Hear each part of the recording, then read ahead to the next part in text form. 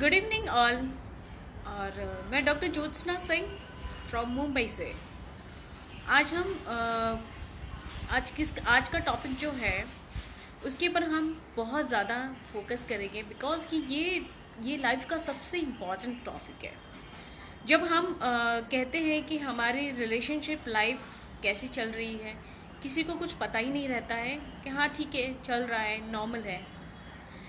तो मैं मुंबई से doctor Jyotsna, psychologist and psychotherapist. आज की जो हमारे गेस्ट है, स्पेशल गेस्ट है, उनका नाम है doctor Anshul Mahajan from Ludhiana से, मानस हॉस्पिटल। आई थिंक सो वो आ भी गए हैं। उससे पहले मैं आप लोगों से कुछ बात करना चाहती हूँ। सर से ज्वाइन करने से पहले वो बहुत ही जल्दी आपके सामने ज्वाइन हो जाएंगे, लेकिन उससे पहले मैं आपसे ये बताना चाहती हूँ कि हम ऐसा क्या है रिलेशनशिप में जिससे हम फेल हो जाते हैं। और आज तक जितने भी मैंने केसेस देखे हैं उसमें 80 से 85% दुखी है। बोले कि काश मैं शादी नहीं करता, या फिर शादी से पहले ही मुझे सोच लेना चाहिए, या फिर कोई भी रिलेशनशिप है जिसमें बहुत दिक्कत आ रही है। तो आज हम ये सब सारे क्वेश्चंस है हमारे माइंड में। और स्पेशली जब हम ये कोरोना के टाइम पे जब हम घर पे बैठे हैं तब ज़्यादा प्रॉब्लम क्यों आ रही है। वैसे तो हम बोलते हैं ना कि हमारे पास टाइम नहीं है, मेरे हस्बैंड मुझे टाइम नहीं देते हैं, या मेरी वाइफ मुझे टाइम नहीं देती है। तो बहुत सारी दिक्कतें का प्रॉब्लम होती है जब आप दोनों वर्किंग हो। और हाउस वाइफ है तो भी है ना, बच्चों में या बहुत सारी चीज़ों में आप इन्वॉल्व हो जाते हो, तो एक दूसरे के लिए टाइम नहीं मिलता है। लेकिन अब आपके पास में इतना सारा टाइम है, फिर भी आप प्रॉब्लम में है, फिर भी आप डिवोर्स जैसी चीज़ों पे बात करते हो जो आपके लिए एक लास्ट ऑप्शन होता है। क्यों आप ऐसी इस चीज़ों में घिरे हुए हो? तो मैं चाहती हूँ कि डॉक्टर अंशुल इस पे ज़्यादा फोकस करें और आपको हेल्दी रिलेशनशिप कैसे मेंटेन करना है उसके ऊपर आपको बताएं। एज अ साइकेट्रिस्ट उनके यहाँ पे भी बहुत सारे ऐसे केसेस आते हैं। तो प्लीज़ डॉक्टर अंशुल से रिक्वेस्ट करती हूँ कि आप ज्वाइन करिए और वेलकम।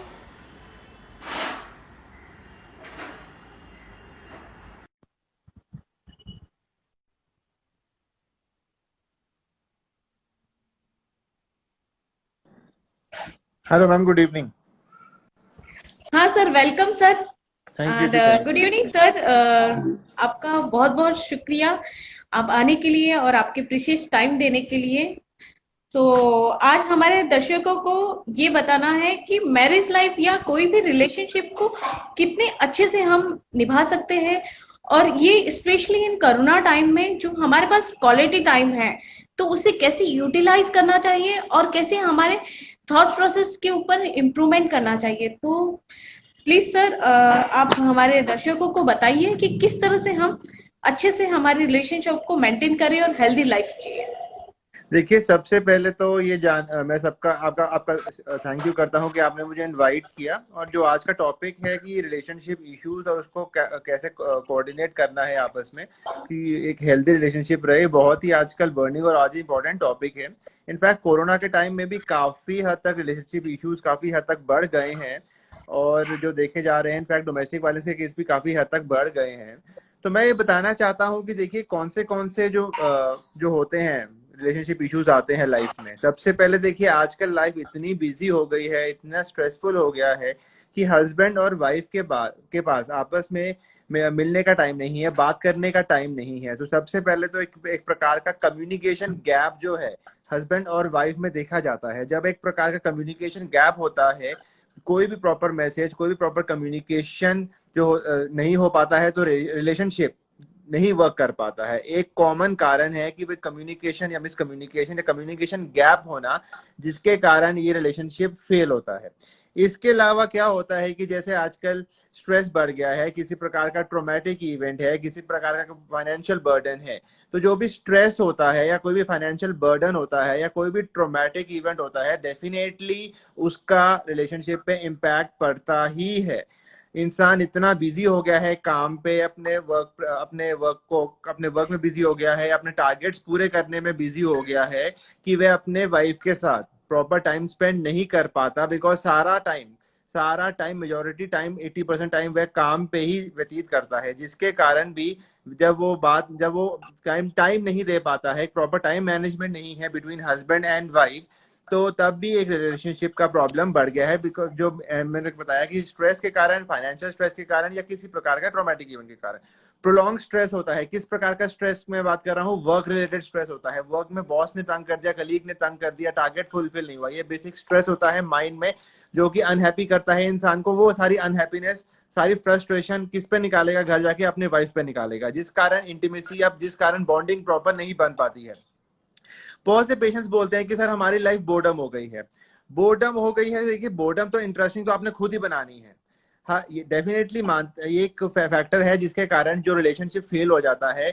और बोर्डम को एक्साइटिंग कैसे बनाना है? उनको डिफरेंट एक्टिविटीज करनी है जो कि पहले उनको एक्साइट करती थी। फॉर एग्जाम्पल, जैसे कोई, अगर हम लव मैरिज की बात करते हैं, लव मैरिज में लड़का और लड़की बहुत से प्लान्स बनाते हैं एक दूसरे को इम्प्रेस करने को। पहले वो डेट करते हैं एक दूसरे के साथ, वो दूसरी they go for coffee, they go for dinner, they go for outing.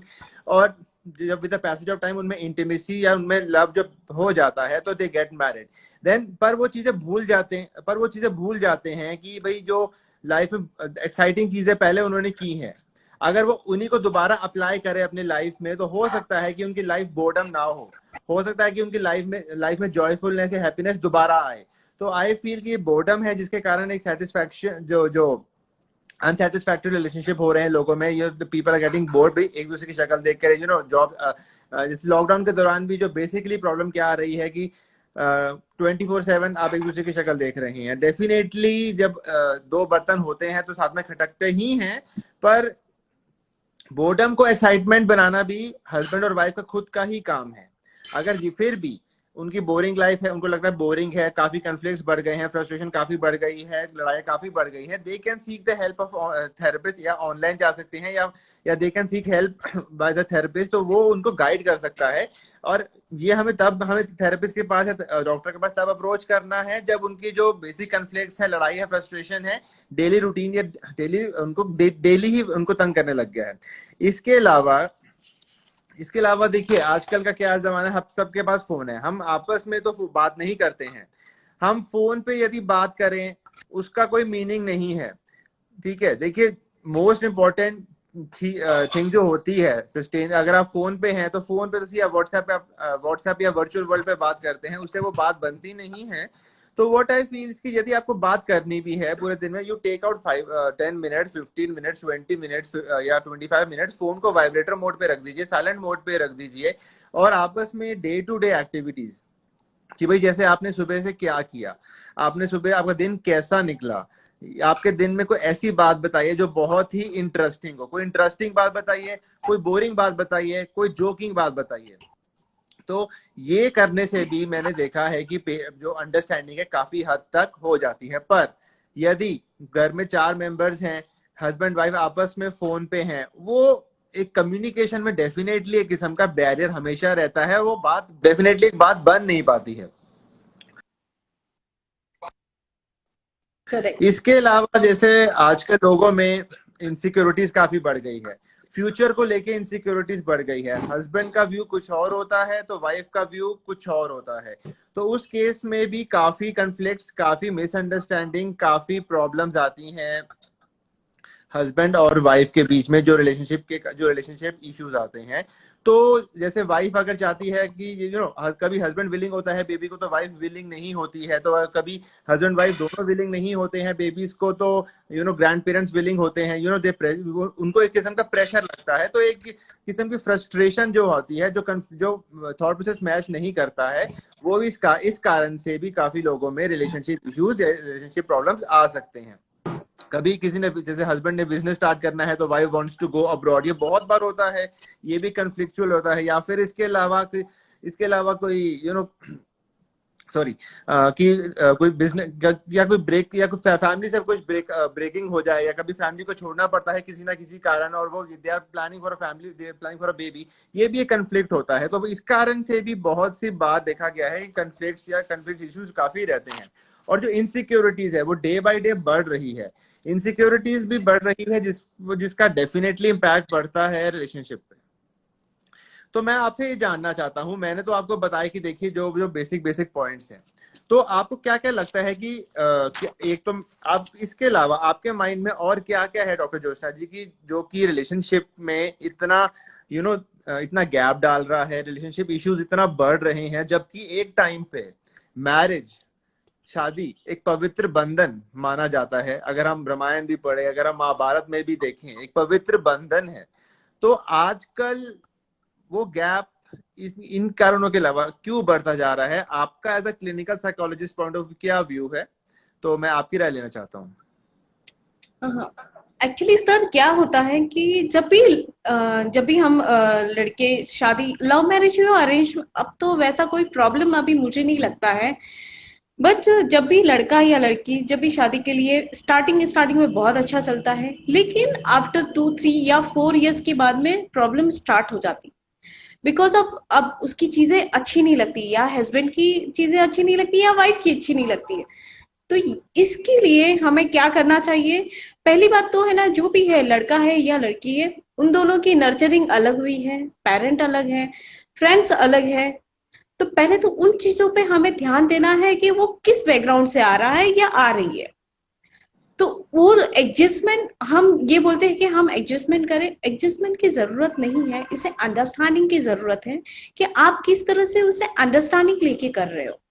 अगर सपोज उसको कुछ चीजें है ना, ऑब्वियसली दोनों की नर्चरिंग अलग अलग है, फैमिली अलग अलग है, तो दोनों के नेचर भी अलग अलग हो गए। तो शायद कुछ चीजें लड़के को पसंद नहीं है या फिर लड़की को पसंद नहीं है। तो दोनों की अंडरस्टैंडिंग ये है कि आप जो पसंद नहीं है उसे बोल दो कि मुझे ये पसंद नहीं आता है, आपकी कोई भी बात या आपकी कोई भी बिहेवियर। तो अगर आप दोनों की अंडरस्टैंडिंग इतनी अच्छी हो जाएगी जिससे आप उसे बोल दो कि ये प्रॉब्लम है, इसे हमें निकालना है एक दूसरे के लिए, तो मुझे नहीं लगता है कि कोई डिवोर्स जैसा या फिर रिलेशनशिप में जो कॉन्फ्लिक्ट हो रहे हैं, एक्स्ट्रा मैरिटल अफेयर हो रहे हैं, वो होना बहुत कम हो जाएगा। डोमेस्टिक वायलेंस तक भी बहुत कम हो जाएगा, क्योंकि उस चीज को उन्होंने अपना लिया है।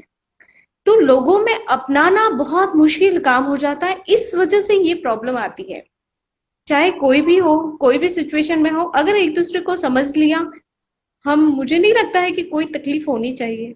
क्योंकि मेरी जो सीनियर है, जहाँ पे मैंने 2015 में मेरी इंटर्नशिप हुई थी, तो मेरी सीनियर साइकेट्रिस्ट थी, तो उनकी लाइफ में लास्ट कितने 15 इयर्स हो गए शादी करके, आज तक उनके बीच में कोई झगड़ा नहीं हुआ सर। यू कांट बिलीव, ऐसा हो नहीं सकता है। बट उनकी लाइफ में इतनी अच्छी, आज भी मेरे कांटेक्ट में है। तो वो मैं एग्जाम्पल सबको देती हूँ, जब भी मैरिज लाइफ की काउंसलिंग होती है या थेरेपी लेनी होती है, तब मैं देती हूँ कि 15 साल हो गए, आज तक उन्होंने कभी झगड़ा नहीं किया। इतनी मजबूत स्ट्रॉन्ग भी अंडरस्टैंडिंग है, और वो भी joint family, I mean nuclear है ही नहीं। तो ये सब आपके ऊपर रहता है कि आप कितना अंडरस्टैंडिंग आपके पार्टनर को करते हो। बहुत सारी खूबियां होगी, क्योंकि नोबडी इज परफेक्ट, आप में परफेक्शन नहीं होगा, बट आपको परफेक्शन बनाने के लिए आपके पार्टनर की जरूरत है जो आपको समझे। तो लाइफ में मैरिज लाइफ इस एक समझौता की तरह मत समझिए, बस आपको किस तरह से निभाना है आपके ऊपर है, वो भी हैप्पीली। इट्स नॉट कि शिट मैंने तो है ना गलती कर दी और अभी इसको झेलना पड़ेगा। This type of the dialogue हमेशा मैंने सुनती हूँ। तो ये आपका होना बंद हो जाएगा जब आप एक दूसरे को समझने स्टार्ट करोगे, अगर कम्युनिकेशन करोगे। अगर आपने प्रॉपर कम्युनिकेशन, जैसे आपने सर ने कहा कि कम्युनिकेशन प्रॉब्लम की वजह से ये सब कुछ होता है, मोस्ट प्रोबेबली क्योंकि आप किसी और चीजों पे डाउट करते हो और वो किसी और चीजों पे। तो जब तक आप नहीं बताओगे इन चीजों पे क्लियर नहीं रखोगे, तब तक आपको कैसे पता चलेगा कि ये प्रॉब्लम हमारी लाइफ में चल रहा है। लोग इन चीजों को बताने के लिए सालों निकल जाता है। मैंने यहाँ तक देखा कि 40 इयर्स की शादी के बाद में भी डिवोर्स जैसी चीजों पे आते हैं, जब वो बच्चे के भी बच्चे हो जाते हैं। तो ये रिलेशनशिप में है ना, बोलते हैं कि हम बस निभा रहे हैं। क्यों निभा रहे हैं? निभाना नहीं, इसे अंडरस्टैंडिंग करना है, वो बहुत इंपॉर्टेंट है। आपके थॉट प्रोसेस भी वैसे ही हो जाएंगे अगर एक बार आपने एक्सेप्ट कर दिया कि हाँ मुझे ये चीज करना है, आपको उस चीज के लिए जाना है।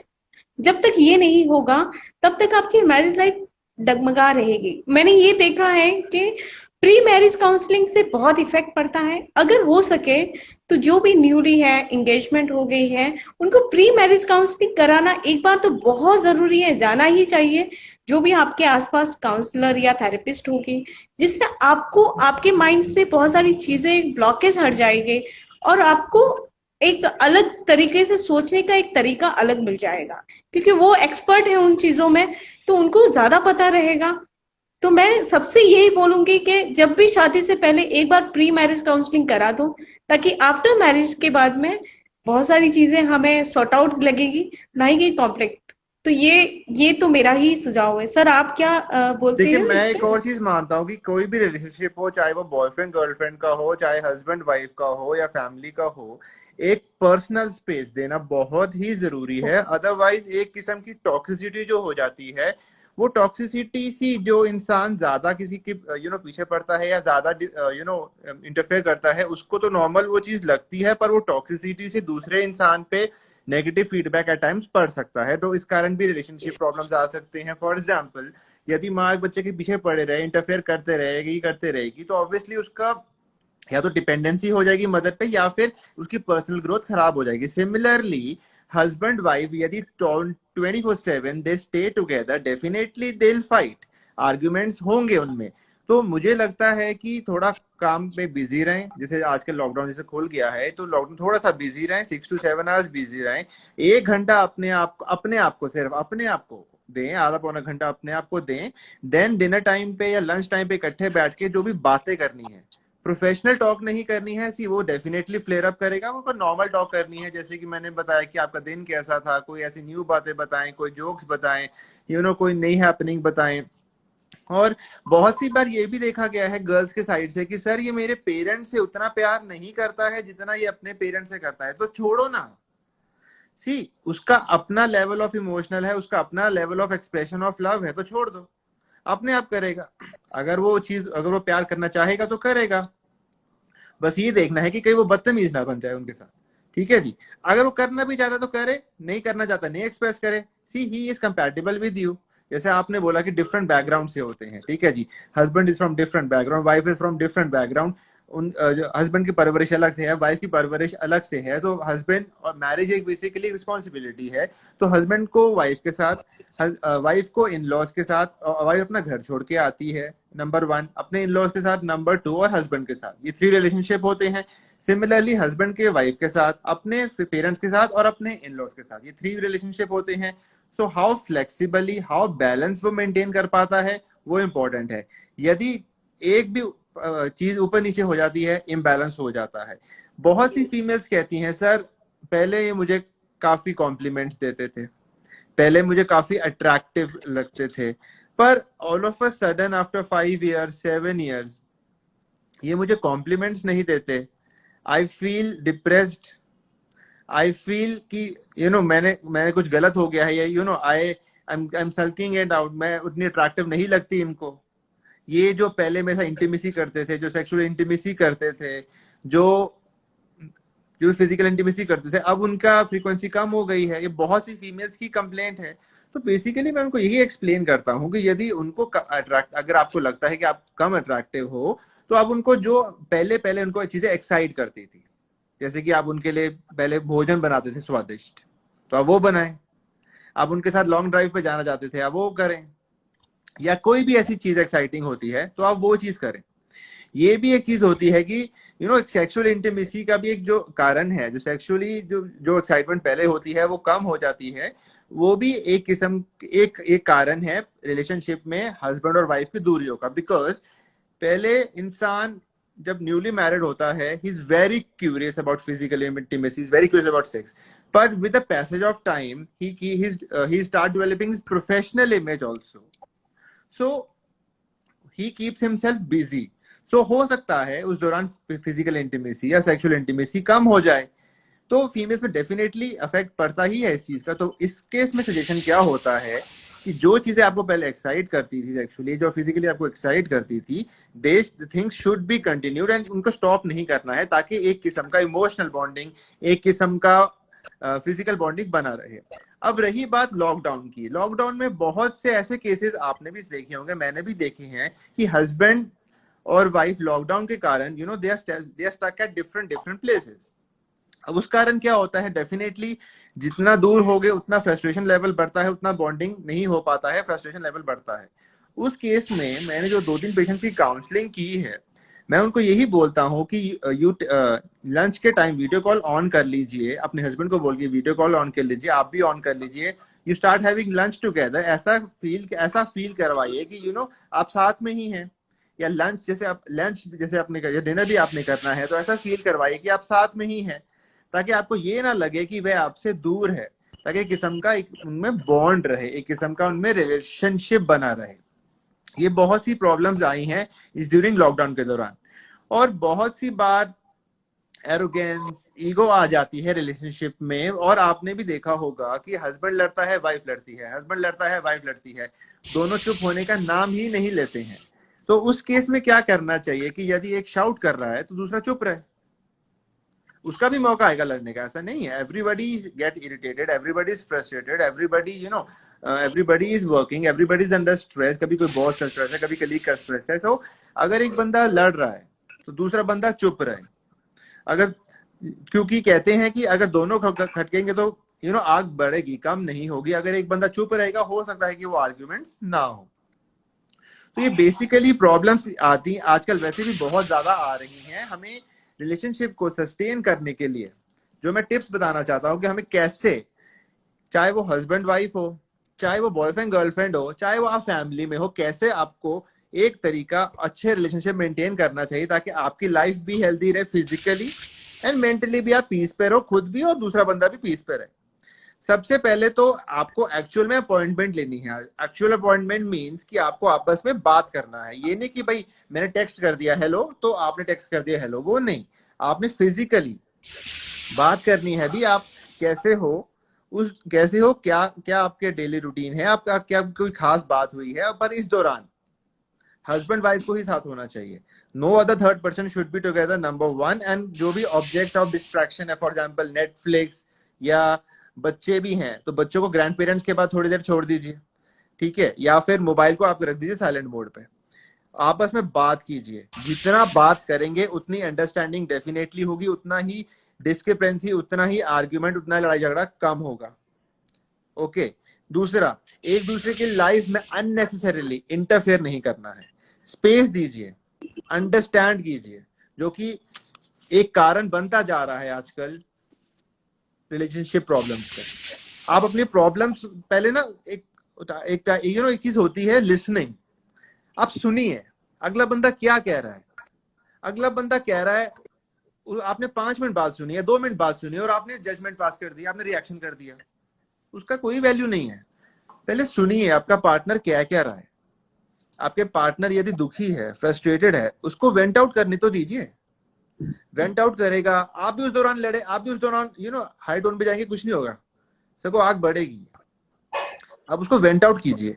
उसके सामने अगर आप फिजिकली सुन भी रहे हैं ना, तो एक बार नोट तो कीजिए कि हाँ मैं सुन रहा हूँ। उसको इंप्रेशन नहीं जाना चाहिए कि नहीं सुन रहा, अदरवाइज फिर प्रॉब्लम नहीं सॉल्व होगी। ओके। फिर उसके बाद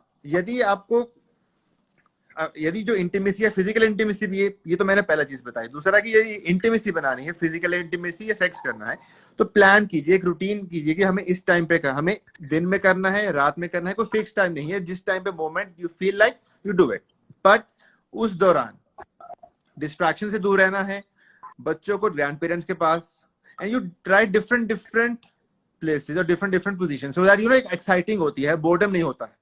उससे भी बहुत बार देखा गया है कि इंटीमेसी से रिलेशनशिप काफी अच्छे तक सस्टेन रहता है। इसके अलावा आपको एक चीज है, स्ट्रॉन्ग रिलेशनशिप कैसे बनाना है। You have to practise relationship maintenance. वो कैसे करना है, एक दूसरे को रिस्पेक्ट करना है, जो कि आजकल एक दूसरे को रिस्पेक्ट की बजाय लोग क्या करते हैं, मैं तू, मैं तू, मैं सही हूं, यू आर रॉन्ग। ओके। दूसरा, एक दूसरे को रिस्पेक्ट के अलावा आपको एक दूसरे को टाइम देना है, आप एक दूसरे को शावर करना है, लव एंड काइंडनेस, जो लोग भूल गए हैं एक्चुअली। तभी रिलेशनशिप सस्टेन होगा। अगर साइकिल का एक पहिया पंचर हो जाए, नहीं चलेगा साइकिल। ठीक है। तो बेसिकली तो मैंने बताया कि आपको एक दूसरे को टाइम देना है, आर्ग्यूमेंट बिल्कुल नहीं करना है, you have to be a good listener at times.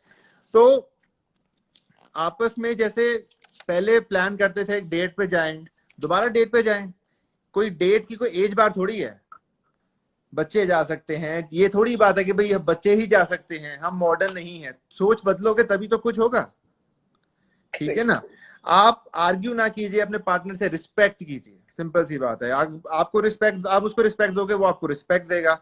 आप उसे जेलस ना होइए कभी भी, आप उसकी बातें सुनिए, सुनिए और सुनिए। सी, जब किसी की शादी होती है तो दो चीजें ही इज टोल्ड। सबसे पहले तो बीवी को सॉरी बोलना सीख जाओ, ठीक है जी। दूसरा, चुप रहना सीख जाओ, तो आपकी शादी शांतिपूर्वक रहेगी। ये दो चीजें होती हैं जो I also tell my parents and in fact they are told कि भाई आपको ये चीज करनी है। भाई डेट प्लान करो, कौन रोकता है। बच्चों के सामने डेट प्लान करोगे तो अच्छा ही लगेगा ना, उनको भी कोई बुरा थोड़ी लगेगा। पहले आप अकेले डेट पे जाते थे, तो बच्चे भी तो आप ही के हैं ना, कोई पड़ोसी को तो है नहीं।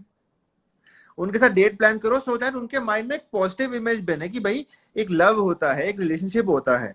अदरवाइज क्या देखा गया है, और आपने भी देखा होगा कि जो इन पेरेंट्स लड़ते रहते हैं, लड़ते रहते हैं, लड़ते रहते हैं, उनके बच्चों के माइंड में नेगेटिविटी सी हो जाती है। They are not able to maintain good relationship, तभी उनके रिलेशनशिप इश्यूज आते हैं। ये भी कारण है। सो एक डेट पे जाएं, रिस्पेक्ट तो करनी है। अब फॉर एग्जाम्पल अभी गलती हो गई, अब गलती हो गई तो हो गई ना, इंसान है, गलती करेगा, भगवान तो है नहीं। तो सॉरी बोल दो। सॉरी नहीं बोलना। क्यों भाई, सॉरी बोलने से क्या हो जाएगा? सर सॉरी बोलने से मैं नीचे हो जाऊंगा, मेरी respect, I am a male, I can not say sorry, मेरी इमेज जो है खराब हो जाएगी, मैं नीचे नहीं हो सकता। शी हैज टू से सॉरी। कहाँ लिखा है? हम वैसे तो इक्वालिटी इक्वालिटी की बात करते हैं, फीमेल्स को पढ़ाओ, फीमेल्स को पढ़ाओ, बेटी बेटी पढ़ाओ, बेटी पढ़ाओ। बहुत सी बार रिलेशनशिप क्यों फेल होते हैं? क्योंकि हम सॉरी बोलना भूल जाते हैं। एक वर्ड सॉरी से ही देखिए चेंज आपकी आर्ग्यूमेंट जीरो पे ना आ जाए, डेफिनेटली आएगी। टफ से टफ प्रॉब्लम भी, टफ से टफ स्ट्रेस भी, टफ से टफ ट्रॉमा भी आपको इजी लगने लगेगा। तो सॉरी बोलिए। फिर यदि आपकी जो हम चीज मिसिंग है आजकल के टाइम में, क्योंकि इतने बिजी हैं, जैसे हम स्कूल में अपने टीचर्स को गुड मॉर्निंग बोलते हैं, अपने फ्रेंड्स को गुड मॉर्निंग बोलते हैं, पेरेंट्स को गुड मॉर्निंग बोलिए। क्योंकि पेरेंट्स जो है आपके वर्क, जब आप काम पे जाते हैं तब भी आपको जब सुबह आपका वेट करते हैं उठने के बाद, और काम पे आने के बाद भी आपका वेट करते हैं। तो हस्बैंड और एक दूसरे को कॉम्प्लीमेंट कीजिए।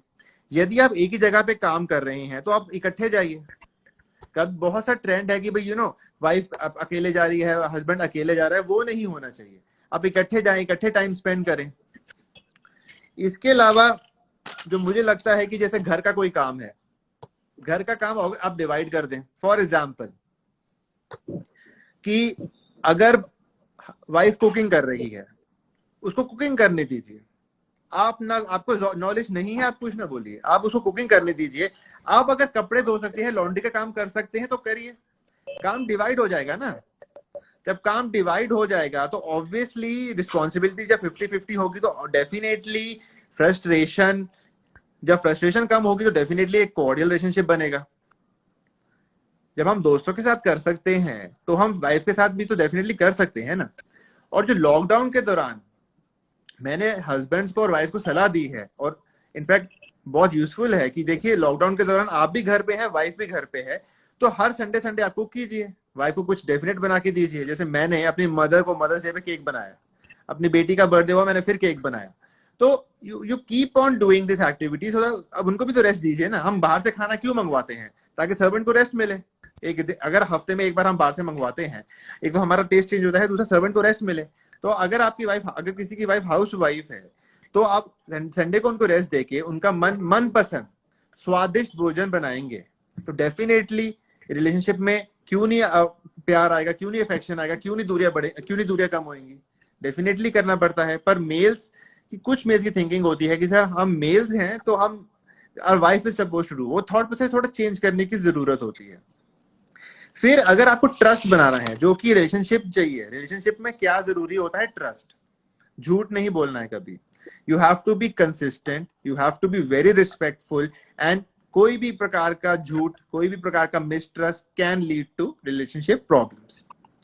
अब जहां एक और आता है मनी का प्रॉब्लम, जो कि बहुत इशू है। Definitely money is important for survival.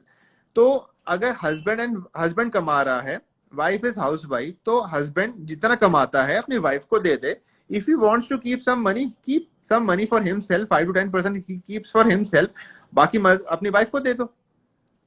या फिर अपनी वाइफ को मोटिवेट करो कि that you go for independent job, ठीक है ना, वो अपना खर्चा करे, तुम अपना खर्चा करो। एक ट्रस्ट फैक्टर होना चाहिए, और बताओ कि कितना खर्चा किया है। छुपाने की जरूरत नहीं है। जहां छुपाना आ जाता है, जहां झूठ हो जाता है, वहां पे रिलेशनशिप में डेफिनेटली गड़बड़ होगा। डेफिनेटली मनी का matter is very very sensitive and very very critical. तो इस केस में वैसे भी बहुत ध्यान से हमें बात करने की जरूरत है। और देखिए, जरूरी नहीं होता है कि हस्बैंड वाइफ में दोनों ही स्पेंड करें या दोनों ही कंजूस हों। सी, हमेशा जो भगवान जोड़ी बनाता है कुछ सोच समझ के बनाता है। ना तो भाई बहन होते हैं, ना उनका थॉट प्रोसेस मैच करता है। जो बहुत से बार वाइफ बोलती है, सर कंपैटिबिलिटी नहीं है, वो हमारे में थॉट प्रोसेस मैच नहीं करता। भाई तो मुझे बताओ, घर में चार लोग हो, भाई बहन हो, भाई भाई, किसका थॉट प्रोसेस मैच करता है? बहुत कम लोग होते हैं। या आपको 10 साल में ऐसा एक इंसान मिलेगा, या 12 साल में ऐसा कोई इंसान मिलेगा जिसका आपसे मिलता जुलता थॉट प्रोसेस होगा। सिमिलर तो होगा नहीं। तो पांचों उंगली बराबर तो नहीं होती है। तो basically what I am just trying to say कि अब जो मनी का मैटर है, तो अगर वाइफ स्पेंड करती है तो करने दो ना उसको, शी इज हैप्पी। अगर आपको लगता है ओवर स्पेंड करी है, अब उसको एक बार सलाह दे दो। और अगर आप खुद हस्बैंड समझता है कि भाई मैं नहीं स्पेंड कर सकता, आई एम अर्निंग, तो if you are earning, you give the money to your wife. Equal distribution हो गया, एक प्रॉपर रिलेशनशिप भी, वाइफ भी खुश, आप भी खुश। ये चीजें होती हैं। इससे क्या होगा? दोनों को बेनिफिट होता है। इनफैक्ट जब एक इंसान कुछ कमा रहा है और दे रहा है, तो डेफिनेटली होता है। तो मैं अब आपसे पूछना चाहता हूं कि जो मैंने पॉइंट्स बताए, इसके अलावा आपके माइंड में और क्या क्या पॉइंट्स हैं? सर, आपने बहुत अच्छे से एक्सप्लेन किया है कि एक रिलेशनशिप में किस तरह से हस्बैंड वाइफ को रहना चाहिए। तो मैं तो यही बोलूंगी कि ये जो हमारे थॉट प्रोसेस है ना, इसी का है। जैसे फॉर एग्जांपल मैंने ये देखती हूँ कि मुझे वेडिंग एनिवर्सरी में है ना विश नहीं किया, या बर्थडे पे विश नहीं किया। नॉर्मली ये ज्यादा प्रॉब्लम आती है। बोले कि भूल गया या भूल गई। तो ये अगर आप आके सुबह मॉर्निंग में नहीं किया, तो बोलते कि शाम तक वेट करना है, कि वेट करूंगी और शाम को तो बोलेगी एटलीस्ट मेरा बर्थडे है या वेडिंग एनिवर्सरी है। बट फिर भी शाम को भी यही कोई रिप्लाई नहीं आया। तो अगर आपको ऐसा लगता है कि भूल गए, तो आप खुद बता सकते हो, इसमें क्या है। तो ये ईगो का जो फैक्टर है ना, ये बहुत बड़ा रोल करता है एक अच्छे अच्छे रिलेशनशिप को तोड़ने में।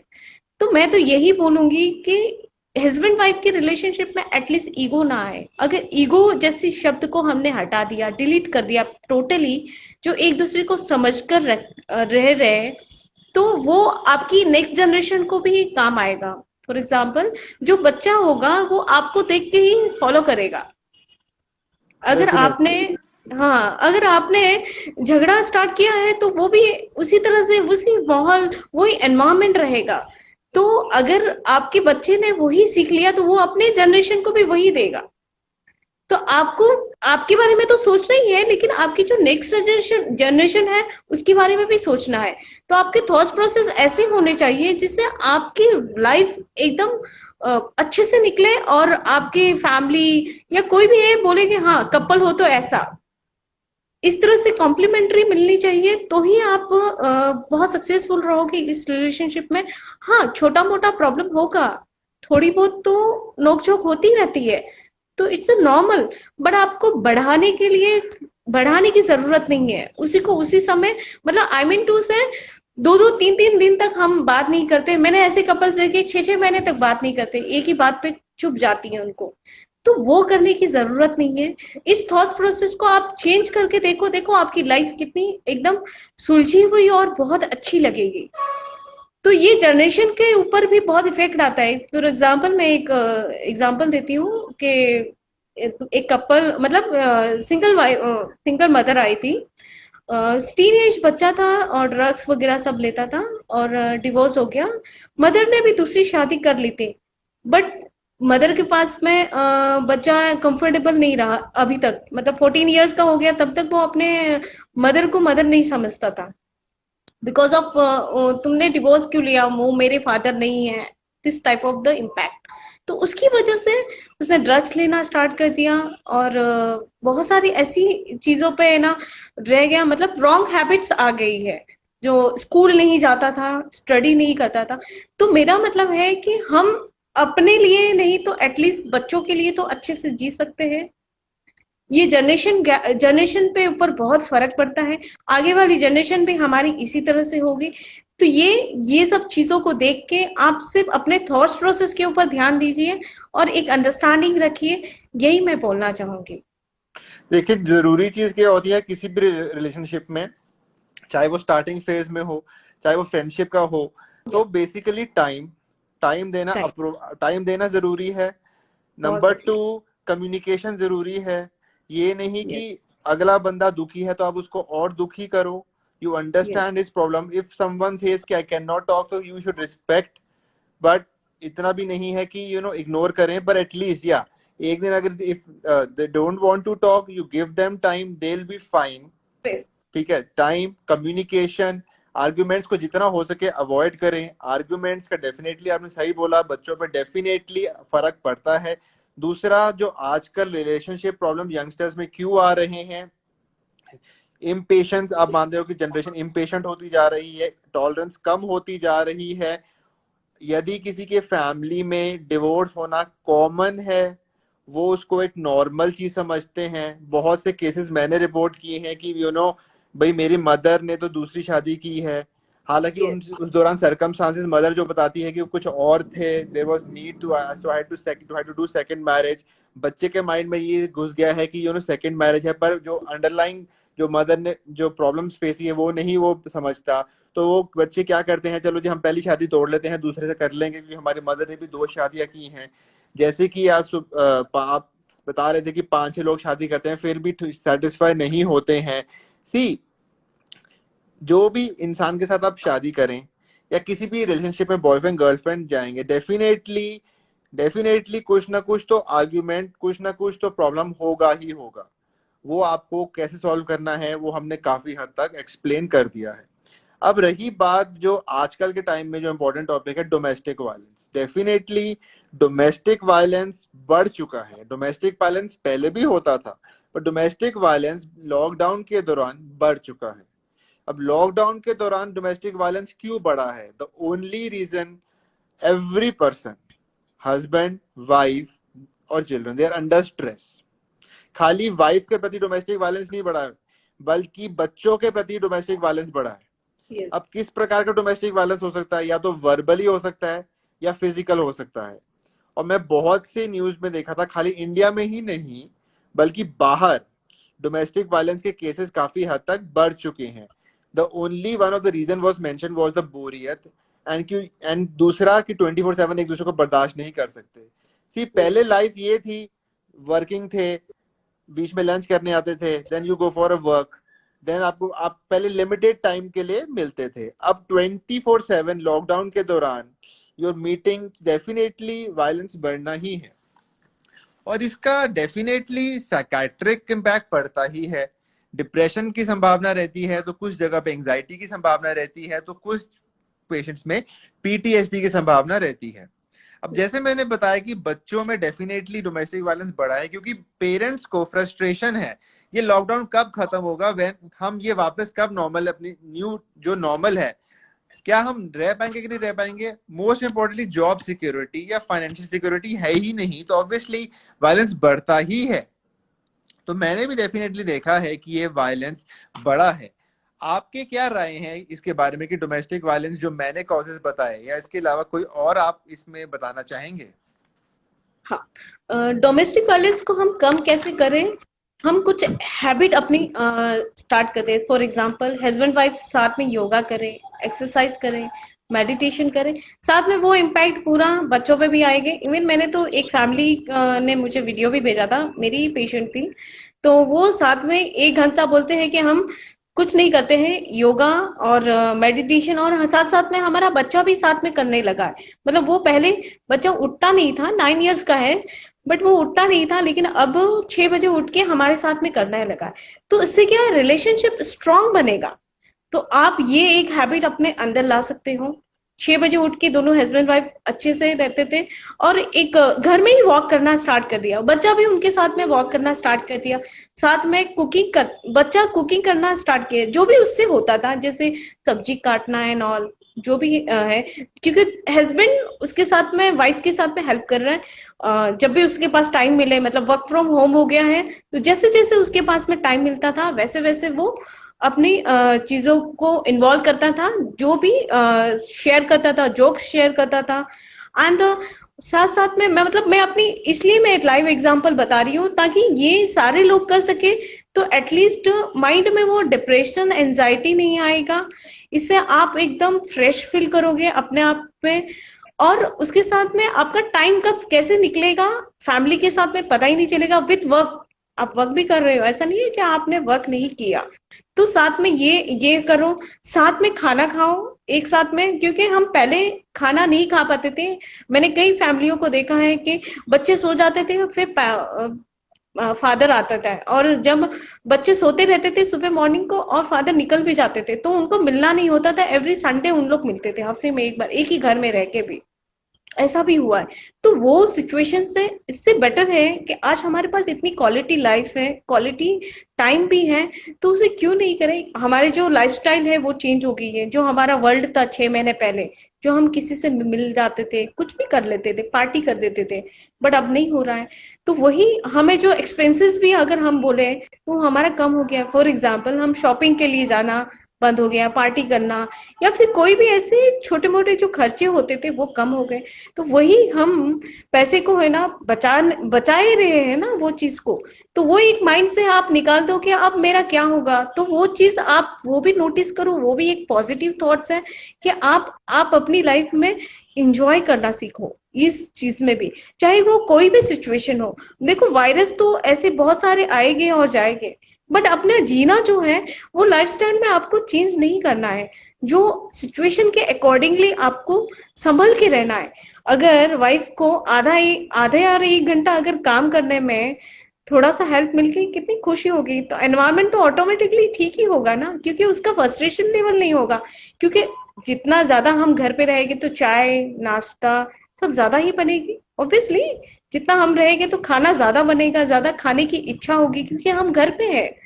तो उसमें ही अगर वो अकेली पूरे घर फैमिली को खाना बना के खा रही है, तो ऑब्वियसली उसमें थोड़ा फ्रस्ट्रेशन और इरिटेशन तो आएगा, नेचुरल है।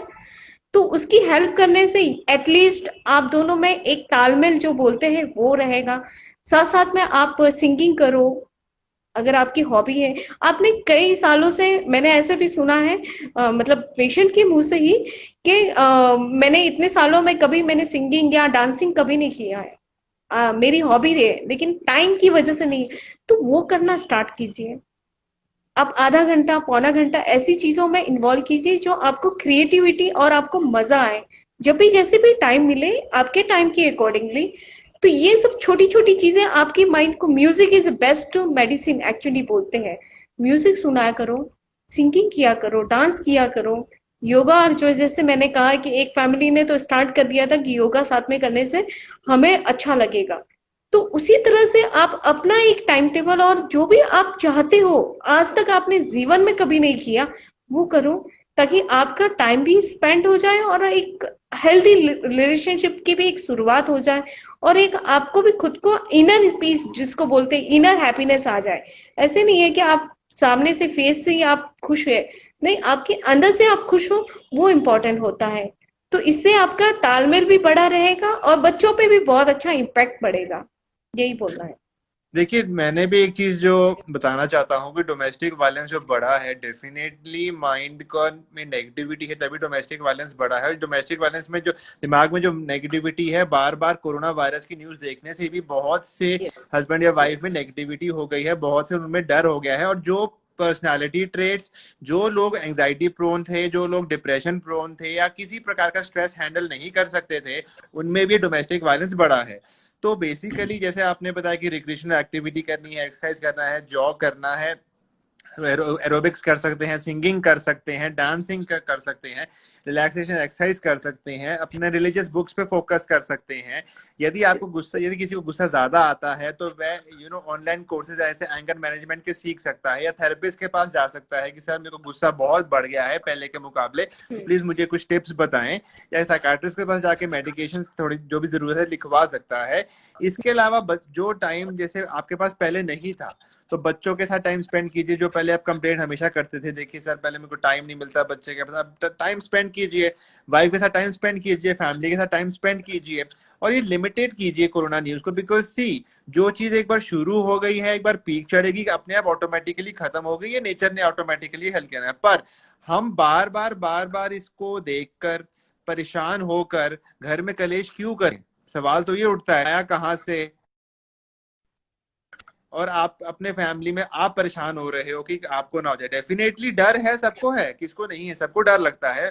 तो जिंदगी सबको प्यारी होती है, पर यदि आप प्रिकॉशंस लेंगे, यदि आप नेगेटिव न्यूज को अवॉइड करेंगे, यदि आप अपने आप को स्ट्रांग रखेंगे, तो आई थिंक कि ये चीज अवॉइड भी की जा सकती है। यदि हस्बैंड या वाइफ में किसी को लगता है कि लड़ाई झगड़ा ज्यादा हो सकता है, तो डेफिनेटली एक थेरेपिस्ट को जाके दिखाना जरूरी है। अपने नियर बाय अपने दोस्त या अपने रिलेटिव से बात करें, अगर घर में पेरेंट्स है तो उनसे डिस्कस करें, और उनकी भी उनका भी एक रोल प्रॉपर होना चाहिए, ताकि ज्यादा इंटरफेरेंस भी ना हो। बिल्कुल एक बीच का रास्ता होना चाहिए, ताकि ये डोमेस्टिक वायलेंस को जितना हो सके अवॉइड करना है। अदरवाइज तो इसके डेफिनेटली नेगेटिव इम्पैक्ट आप पे भी पड़ेगा, बच्चों पे भी पड़ेगा। तो ये था बेसिकली आजकल जो हो सकता है। ये टिप्स आप सबको मेरे, या जैसे मैडम ने बताया, आप सबको टिप्स यूजफुल लगे, तो ये आजकल रिलेशनशिप इश्यूज एक कॉमन बर्निंग टॉपिक है, जो कि जैसे मैडम ने भी एक इंपॉर्टेंट चीज बताई, मैं भी बोलना चाहूंगा कि कोई भी रिलेशनशिप या कोई भी शादी से पहले एक भी मैरिटल काउंसलिंग डेफिनेटली होनी चाहिए। और बहुत सी आप भी मानेंगे मैडम, बहुत से आजकल की जनरेशन शादी करने से डरती है, रिलेशनशिप में जाने से डरती है, बिकॉज उन्होंने अपनी फैमिली में किसी को देखा है या अपने किसी यार दोस्त को देखा है, तो दे फील कि भाई हमारे साथ भी ऐसा होगा, दे स्टार्ट कोरिलेटिंग। जबकि we need to explain them कि ऐसा कुछ नहीं है, हर इंसान का अपना चीज होती है, हर इंसान की अपनी लाइफ होती है। तो प्री मैरिटल काउंसलिंग या for any kind of relationship, चाहे वो बॉयफ्रेंड गर्लफ्रेंड का हो और चाहे वो हस्बैंड वाइफ का हो, तो ये बहुत ही जरूरी है जो मुझे लगता है। और आज का काफी सेशन इंटरेक्टिव रहा, काफी ऑडियंस ने ज्वाइन भी किया है, तो मैं आपका शुक्रगुजार हूँ कि आपने मुझे मौका दिया इस टॉपिक के बारे में बोलने का। एंड जरूरी है, नीड ऑफ एन आर्ट है। तो वैसे भी इंटरेक्शन करके, जब दो इंसान आपस में इंटरेक्शन करते हैं, तो देखिए एक चीज होती है कि जो थॉट्स होते हैं शेयर हो जाते हैं, और जो पॉजिटिव थॉट्स होते हैं, डेफिनेटली मैं आपसे कुछ सीखा, आपने मेरे से कुछ सीखा, तो हम एक दूसरे से डेफिनेटली कुछ सीखे हैं। और मैंने भी जो टेक होम मैसेज किया है, definitely I will pass this kind of messages to my patients also, so that they can also have a proper life. And मैं एक ही चीज बोलना चाहूंगा कि आप कम्युनिकेशन प्रॉपर रखें और टाइम दें, बाकी सारी प्रॉब्लम्स आपकी सॉल्व हो जाएगी। अगर आपके हस्बैंड वाइफ या बॉयफ्रेंड गर्लफ्रेंड आपस में गुड मॉर्निंग करें, गुड नाइट करें, सही ही है। और जो ऐसे आपने बताया कि उसका मैसेज नहीं आया, या आजकल जैसे नया ट्रेंड है कि सर मैं उसका फ्रेंड, उसका ना मुझे मैसेज नहीं आया, उसने मुझे बोला था मैसेज करूंगा, तो पीपल टेक इट इतना नेगेटिवली कि भाई ठीक है, तो उसने नहीं किया तो आप कॉल कर दो। हो सकता है वो बिजी हो सकता है वो किसी मीटिंग में बिजी हो सकता है ही स्लीपिंग। सो ये चीजें भी बहुत सी माइंड में ध्यान रखने की जरूरत है आजकल की जनरेशन को, बिकॉज इस बेस पे हम नहीं कह सकते कि इट विल वर्क और not work. So I think एक प्रॉपर अंडरस्टैंडिंग होने की जरूरत है। वो कैसे होगी? आपस में बात करके, फोन पे बात करके या व्हाट्सएप पे बात करके नहीं, फिजिकल प्रेजेंस, और आपस में कम से कम एक दूसरे को यदि आप देंगे 10 से 15 से 20 मिनट, और उस दौरान बस एक चीज का ध्यान रखना, ये नहीं कि आप अपनी प्रॉब्लम लेकर बैठ जाओ या हमारी अपनी प्रॉब्लम लेकर बैठ जाए, फिर कुछ नहीं होता है। आप अंडरस्टैंड करने की कोशिश करें। आप अंडरस्टैंड एक दूसरे को जितना करेंगे, जितना टाइम स्पेंड करेंगे, उतना ही आप में बॉन्डिंग होगा। डेफिनेटली कपल्स होते हैं जिनमें लड़ाई नहीं होती है, ऐसा नहीं है, कोई मिथ नहीं है। कपल्स होते हैं क्योंकि उन्होंने इसी तरीके से बॉन्डिंग की होती है, उन्होंने उसी तरीके से रिस्पॉन्सिबिलिटी शेयर की होती है, उन्होंने उसी तरीके से अपना एक बॉन्ड बनाया होता है। और एक बॉन्ड बनाने के लिए काफी एफर्ट एक इंसान की तरफ से नहीं, 2 इंसानों की तरफ से होता है। जिस तरीके से साइकिल में दोनों पहियों में हवा होनी चाहिए, उसी प्रकार हस्बैंड वाइफ मैरिज एक साइकिल की तरह है। चाहे हस्बैंड को आगे रखो चाहे पीछे रखो, वो डिपेंडिंग अपॉन द चॉइस, पर ये है कि दोनों को स्टेबल और दोनों को एक दूसरे के साथ कम्युनिकेशन करने की जरूरत है। तो आई थिंक ये सेशन काफी अच्छा रहा और आपसे इंटरेक्शन करके मेरे को भी बहुत कुछ सीखने को मिला। एंड एज यूजुअल जो आपने स्टार्टिंग इंट्रोडक्शन दी थी जब मैं नहीं था, that was really good on your part. So I think कि ये काफी यूजफुल लेक्चर है और काफी हद तक लोगों को हेल्प करेगा। तो आई थिंक यदि किसी को क्वेरीज भी है ऑडियंस में जिन्होंने ज्वाइन किया है, तो मैं रिक्वेस्ट करता हूँ आपको कि जिन्होंने ज्वाइन किया है उनको एक बार थैंक्स कर दें, और कोई भी क्वेरी है तो आप उन्हें चैट बॉक्स में डाल सकते हैं। या जिस कोई क्वेरी से रहेगा तो आप यहाँ पर आप राइट कर सकते हो, right. And thank you so much Anshul sir, आपने बहुत अच्छा सा हमें नॉलेज दिया है जो लोगों को बहुत यूजफुल रहेगा डेफिनेटली। मैं तो बोल रही हूँ क्योंकि मैं भी अपने पेशेंट को ये सारी चीजें उनको पास ऑन करूंगी। डेफिनेटली मेरे लिए तो बहुत यूजफुल रहा ये session. Thank you so much. चलो कोई ओके जी, किसी की क्वेरीज है? नहीं बस ठीक है जी। Okay then, thank you so much. Okay, good night. Thank you, sir. Thank you so much for coming, and thank you so much again. Okay जी, bye. Yeah, yeah, right. Take care.